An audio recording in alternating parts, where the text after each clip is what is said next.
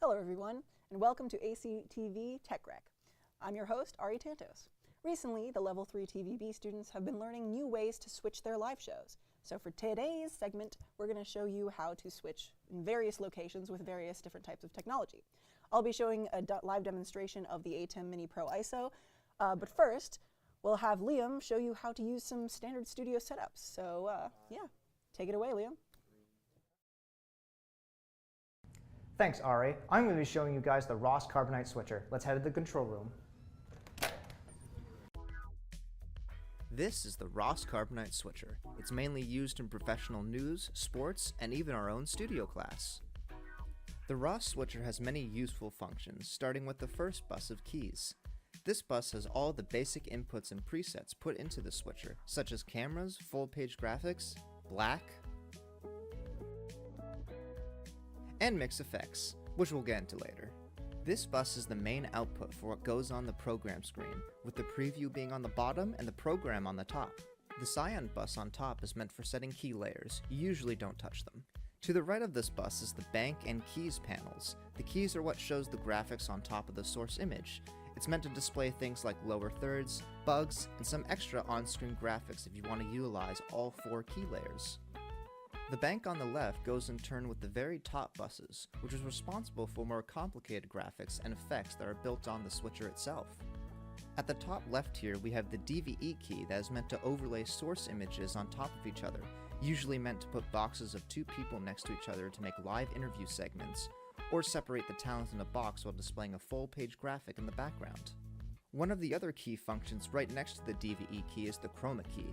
This function is pretty simple. When you're using a green screen and want to put an image in the background, you select the image on the bottom buses, your camera on the top bus, press your chroma key, select the color green, then boom, you have a green screen. Lastly, on the very top of the switcher is the extra control options. As shown before, whenever you need extra options with your graphics and transitions, you go up to here. You can do things like change the ratio of your box on DVE, change the color for your chroma key, and change the type of wipe you want with these presets.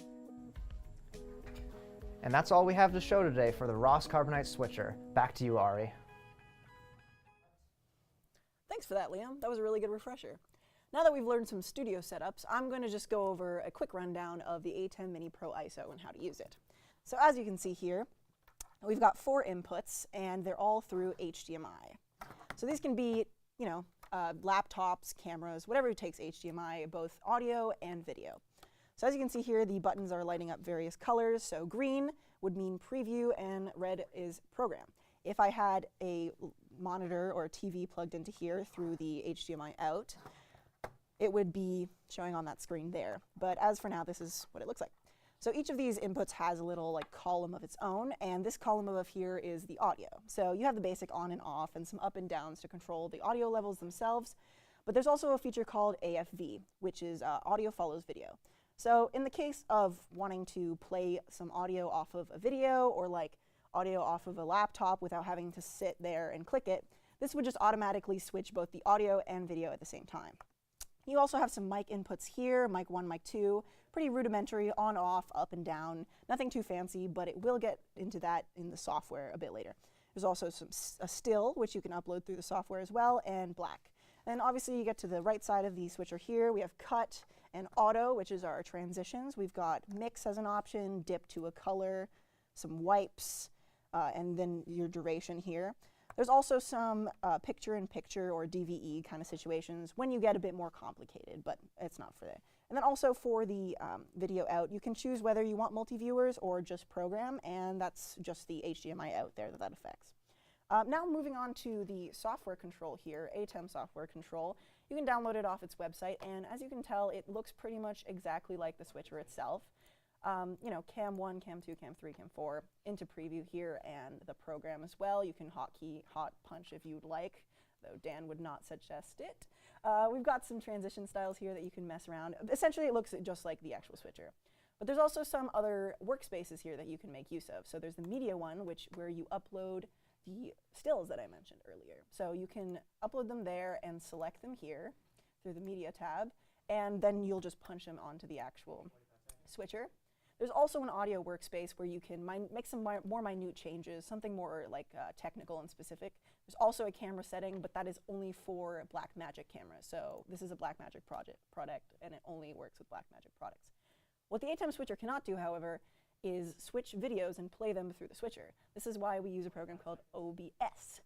And in a minute, Gianni is going to show you how to connect OBS to the switcher and make use of that in order to use it. But that's pretty much the ATEM Mini Pro ISO and the basics involved in there. But for now, let's hear from Gianni for the OBS video playing. Thanks, Ari. So I'm going to show you guys how to connect the ATEM to OBS Studio. Now, once all that's done and we know how to switch and everything like that, we want to roll a video. So all we have to do is have our ATEM connected, make sure it's turned on, get our ATEM software downloaded, and get something called OBS downloaded. So that's Open Broadcaster Software Studio. Once it's all connected, all we have to do is come down into this bottom left-hand corner, at least on the base version of it, and click Add Scene. In this case, I'm going to call it the ATEM switcher, or ATEM. Once that's done, we go into our sources box. Click on the sources, and we go down to the video capture device. With this, again, we're just going to name it maybe the Blackmagic or the Mini Pro, something like that. For the device, we're just going to scroll down or click on this little thing and scroll down until it says Blackmagic Design. Click on that, and you can see that now I'm within the monitor, and I can still switch between the two different camera angles. But what if we wanted to add in our video? Well, it's pretty much the same process, except all we have to do now is add in another scene. This one we're going to call video. Again, go back to your sources, and we're going to go to the media source. We're going to browse our files until we find the correct one. In this case, I'm going to go to this movie here called Injustice. Nice little DC animated movie. You'll notice right here it says restart playback when the source becomes active. So nothing is going to happen until that source goes live onto your program. You just want to make sure that these boxes are properly checked off before you do. You're going to have it at 100% speed, so that's just regular speed. If you want to do it slower, you can do it slower. If you want to do it faster, you can do it faster. Both work. Okay, so that's all loaded. So we have our ATEM. So we're going to cut to camera 1. So you can see me now talking to you guys, but oh, I want to play this video now. So we're just going to go down into the video, going to hit transition, and it should start playing.